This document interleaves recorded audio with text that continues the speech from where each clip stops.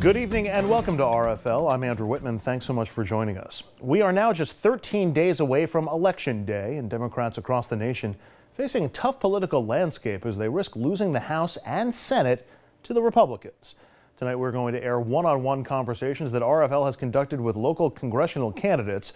We begin with the race for New York's 18th congressional district between incumbent Democratic Congressman Sean Patrick Maloney and former Congresswoman Nan Hayworth, who held the district 2 years ago. Latest polls show Maloney leading Hayworth 50 to 42%. Congressman Maloney has been labeled as a social progressive who's an advocate for gay rights and women's rights, among a host of other issues. Our Dominic Carter spoke with Congressman Maloney one-on-one. Thank you very much, Andrew. Congressman, thanks for joining us tonight. This race is coming down to the wire. It's one, as you already know, that's being watched throughout the entire country with a lot of money coming in on each side on behalf of the candidates.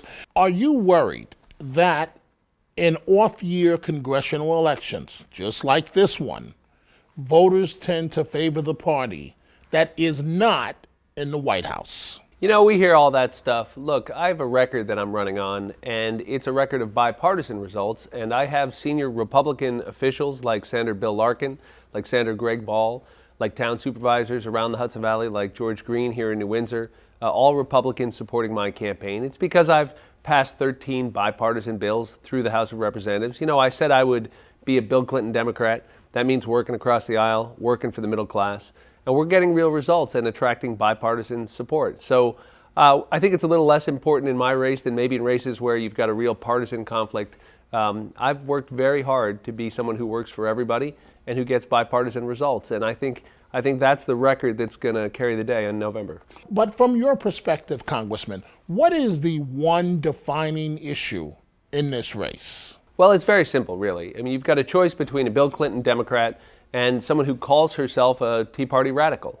And what does that mean? It means she wanted to defund Planned Parenthood and destroy that organization that helps 31,000 families here in the Hudson Valley. It means she wanted to give huge tax cuts to multimillionaires like herself, but destroy the traditional promise of Medicare and Social Security. She said she wanted to privatize Social Security. That's a pretty stark choice, and we want to put that choice before the voters.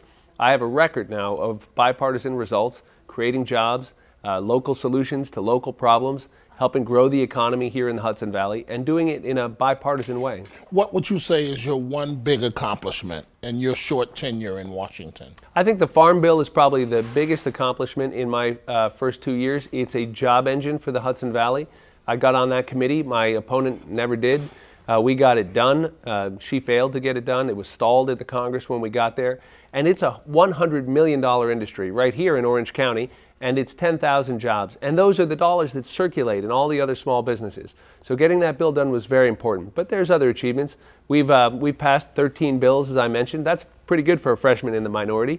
And they do important things that like help our veterans here locally, because the veterans here told me the disability claims were taking too long. They changed the crop insurance program here to get our guys coverage when we have damage. And they invest in our local infrastructure, like our dam infrastructure, because we have a lot of dams here in the Hudson Valley that need repair. So we're going to keep working on those bipartisan solutions, but we've had a good first term, and I want to keep doing this work. You have referred to your rival in this race.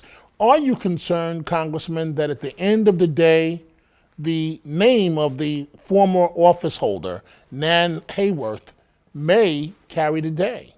Well, she does indeed have high name recognition, but it's a name recognition that was built by being a radical, by calling herself a radical, by pursuing a Tea Party Washington agenda that was about ending the traditional guarantee of Medicare. Remember, she wanted to turn it into a voucher and said it was going to go bankrupt if we didn't. We know now that that was completely wrong, and even she would have to admit she was dead wrong on that. And we've preserved Medicare, and we've done it the right way. She wanted to privatize Social Security. I mean, she said folks on Social Security are like sheep. And she said, quote, they need to know the government's not going to take care of them. Those are people who are paying into Social Security their whole lives. So that's a radical agenda, and that's what she's known for. And that's why voters aren't going to go back. They're going to go forward with a Bill Clinton Democrat who's getting results, who's creating jobs, who's creating a real opportunity again here in the Hudson Valley. And we're just getting started, and I'm looking for a 2-year renewal of this contract. Congressman, we thank you very much for joining us tonight. We'll see how this race turns out. For now, Andrew, let's go back to you in the newsroom. Up next, we speak with Maloney's challenger, former Congresswoman Nan Hayworth. That after a quick break.